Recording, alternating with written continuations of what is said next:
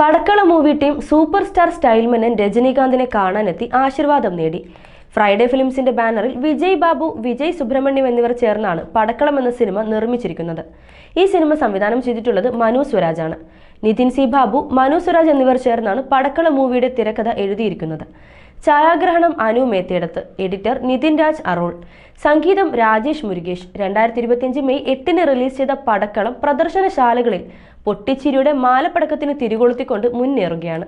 Suraj Venjaramoodu, Sharafuddin, Niranjana Anoop, SAFF എന്നിവരാണ് ഈ സിനിമയിൽ മുഖ്യ കഥാപാത്രങ്ങൾക്ക് ജീവൻ നൽകിയിരിക്കുന്നത്. ചിത്രത്തിന്റെ സംവിധായകനും അഭിനേതാക്കളും അടങ്ങുന്ന സിനിമയുടെ ടീം കോഴിക്കോട് തിയേറ്റർ സന്ദർശനം നടത്തുന്നതിനിടയിലാണ് സൂപ്പർ സ്റ്റാർ സ്റ്റൈൽമന്നൻ രജനീകാന്തിനെ സന്ദർശിച്ച് അനുഗ്രഹം തേടിയത്. ജയിലർ 2 എന്ന തമിഴ് മൂവിയുടെ ചിത്രീകരണവുമായി ബന്ധപ്പെട്ട് രജനീകാന്ത് കോഴിക്കോട് എത്തിയിട്ടുണ്ടായിരുന്നു. സുരാജ് വെഞ്ഞാറമൂടിന് രജനീകാന്തിന് വ്യക്തിപരമായി പരിചയമുണ്ട്. സുരാജ് ഇപ്പോൾ തമിഴ് മൂവികളിൽ വ്യത്യസ്തതയുള്ള കഥാപാത്രങ്ങളിലൂടെ അഭിനയ മികവുമായി ഏറെ ശ്രദ്ധേയനാണ്.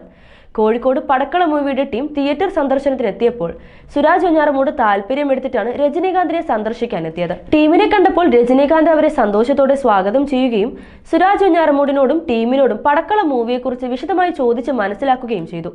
പുതുമയുള്ള ഇതിവൃത്തങ്ങൾ എപ്പോഴും പ്രേക്ഷകർ 2 കൈയും നീട്ടി സ്വീകരിക്കുമെന്നതാണ് ഈ സിനിമയുടെ വിജയമെന്ന് രജനീകാന്ത് കൂടിക്കാഴ്ചയിൽ വ്യക്തമാക്കി. മനസ്സ് നിറഞ്ഞ ആശംസകൾ നൽകിയാണ് ടീമിനെ യാത്രയാക്കിയത്.